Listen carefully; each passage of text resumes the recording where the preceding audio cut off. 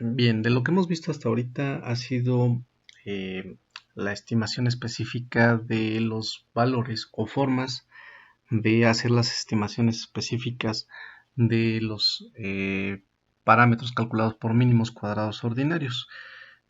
Ahora vamos a ver una forma diferente de precisamente hacer cálculos de intervalos que puedan contener al parámetro poblacional.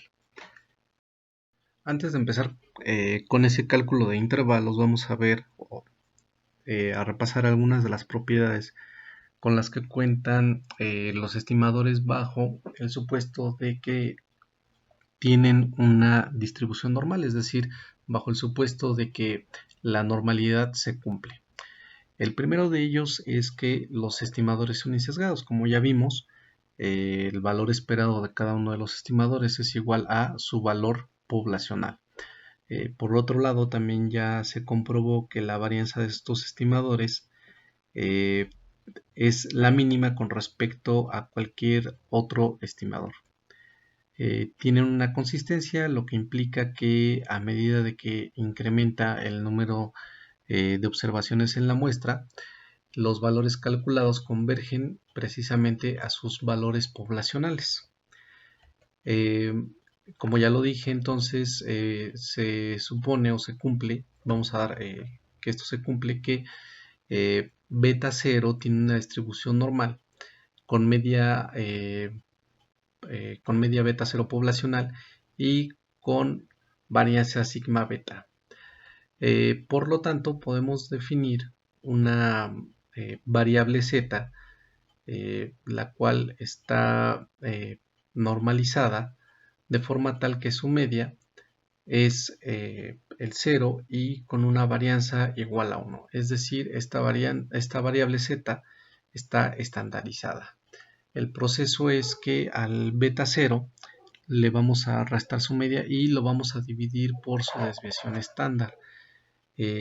Lo cual implica simplemente que beta 0, en lugar ahora de tener una media igual a su valor poblacional, cuando estandarizamos esta variable, eso implicaría que estamos recorriendo la campana hasta que su media sea igual a 0. Para beta 1 sucede lo mismo, va a tener una distribución normal con media beta 1 poblacional y varianza sigma beta.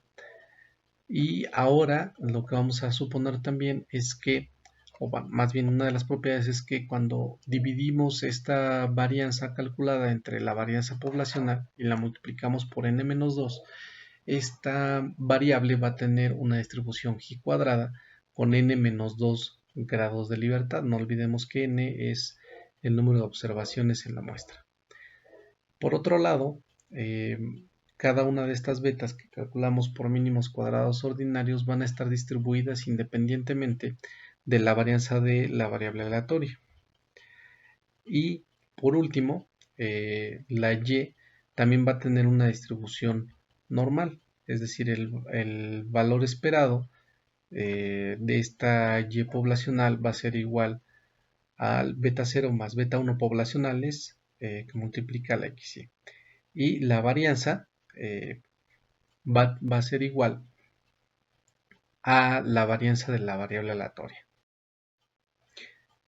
Definiendo como tal un intervalo para un estimador, en realidad lo que se hace es establecer una probabilidad que es igual a 1 menos alfa, en la cual vamos a decir que un intervalo, perdón, que una variable poblacional va a estar en medio de dos valores. Si definimos como tal, o si establecemos como tal el estimador calculado por mínimos cuadrados ordinarios y le vamos a sumar y a restar un error para que nos dé dos valores en el cual va a estar en medio el valor poblacional. Esto es el intervalo de confianza del parámetro beta i. Alfa como tal es el nivel de significancia y 1 menos alfa es el nivel de confianza. Por lo tanto, lo que normalmente se establece es que el nivel de significancia sea 0.5 y el nivel de confianza, por tanto, va a ser igual al 95%. Los límites como tal, al momento de restar este valor al cual le podemos llamar error, va a ser el límite de confianza inferior y cuando se lo sumamos va a ser el límite de confianza superior. Esto no es otra cosa que, o lo que quiere decir es que al utilizar este método, la probabilidad de construir un intervalo que contenga a beta i es de 1 menos alfa, que como ya lo dije, normalmente es de 95%. Este intervalo es aleatorio. Recordemos que al momento de calcular este beta por mínimos cuadrados ordinarios se hace en base a una muestra. Cuando nosotros cambiamos esa muestra, el valor o resultado del cálculo de los betas por mínimos cuadrados ordinarios va a cambiar necesariamente. Por lo tanto, se dice que como la muestra es aleatoria, el intervalo también va a ser aleatorio. Antes de empezar a ver el cálculo de este intervalo o la forma de este intervalo, es necesario revisar algunos teoremas para la construcción de la variable que vamos a utilizar, de la variable t, que vamos a utilizar para la construcción de estos intervalos. El primero de ellos es que si tenemos una serie de variables, todas ellas con una distribución normal, esto implica que al momento de sumarlas, esa suma también va a tener una distribución normal. El segundo es que si tenemos nuevamente una serie de variables con una distribución normal estandarizada, como ya lo vimos anteriormente, la forma de obtener una variable estandarizada es restarle la media y dividirla por su desviación estándar. Eso implica entonces que vamos a tener, o que esa variable va a tener una media 0 y una varianza igual a 1. La suma entonces de esas variables estandarizadas, elevarlas al cuadrado, va a tener como resultado que ahora esa variable va a tener una distribución g cuadrada con n grados de libertad, es decir, con el número de variables elevadas al cuadrado grados de libertad. El tercer teorema es que al tener una serie de variables con distribución g cuadrada con k grados de libertad, eso implica entonces que la suma también va a conservar esa distribución. El teorema 4 es que si tenemos una variable z1 con una distribución normal estandarizada y z2 con una distribución g cuadrada con k grados de libertad y que esas variables sean independientes, eso implica entonces que podemos definir una variable t que se construya con estas dos variables que acabamos de definir anteriormente, con z1 dividida entre la raíz de z2 y que esta a su vez se divida entre los grados de libertad. La forma de la distribución de una variable construida de esta forma va a tener una distribución t con k grados de libertad.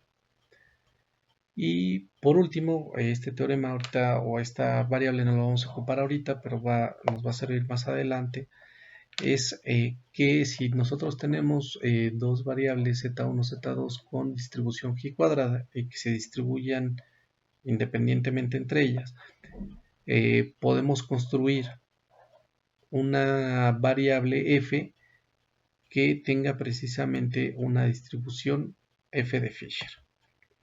Bien, ahora sí, empezando con el intervalo para beta 1, tenemos que si beta 1 tiene una distribución con media beta 1 poblacional y varianza sigma cuadrada dividida por la suma de x minúscula al cuadrado, podemos estandarizar esta variable. La forma, ya lo dije, es restarle la media y dividirla entre su desviación estándar. Entonces, definida esta variable va a ser una z estandarizada con distribución normal con media 1, perdón, con media 0 y varianza 1.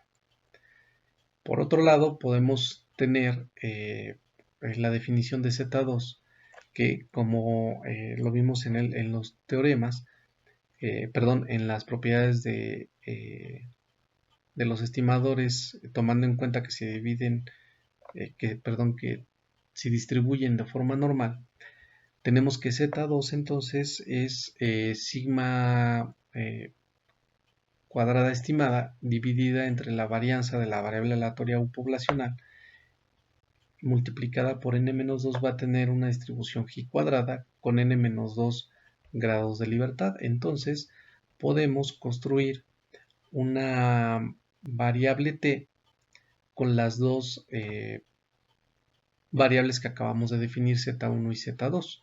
Utilizando entonces el teorema con una distribución t y sustituir, podemos obtener entonces que t va a ser igual a la beta 1 calculada por mínimos cuadrados ordinarios menos su promedio dividido entre la desviación estándar.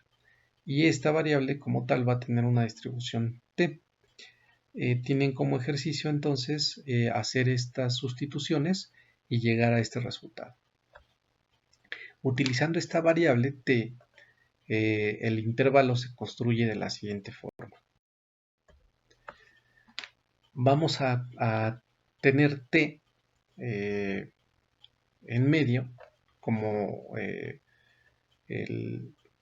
la variable a la cual vamos a construir un intervalo alrededor de ella. Y esta probabilidad va a ser igual a 1 menos alfa, que como ya lo dijimos, es el nivel de confianza. Explicando el alfa entre 2, este es el nivel de significancia debido a que la distribución t tiene dos colas. Entonces dividimos precisamente el nivel de confianza entre 2 y eso nos va a dar el nivel de significancia. Por otro lado, el n-2 son los grados de libertad. Sustituyendo la variable t que acabamos de construir, se tendría entonces justo en medio de las dos desigualdades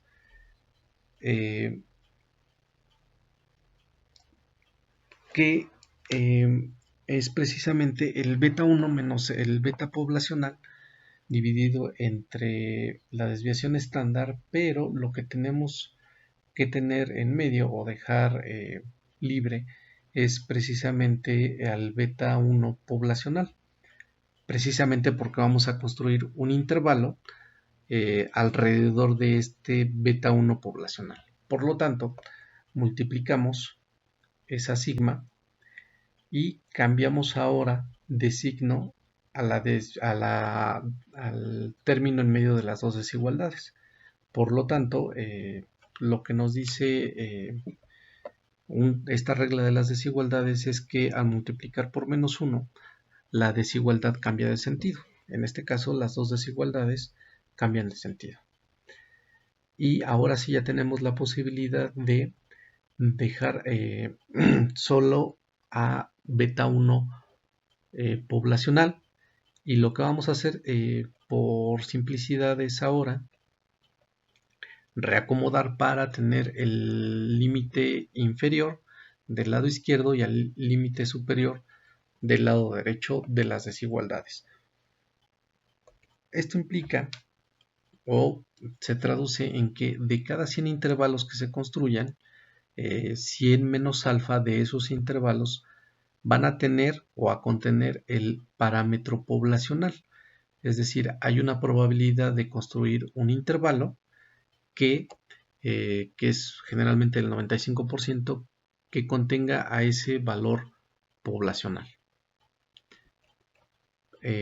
Queda como ejercicio, aparte de la derivación de la variable t, ahora construir el intervalo para beta 0 y por lo tanto se tiene que tomar desde la media, es decir, beta 0 va a tener una distribución normal con media beta 0 poblacional, y también tienen que sustituir entonces la varianza para poder encontrar la desviación estándar y hacer el Z estandarizado.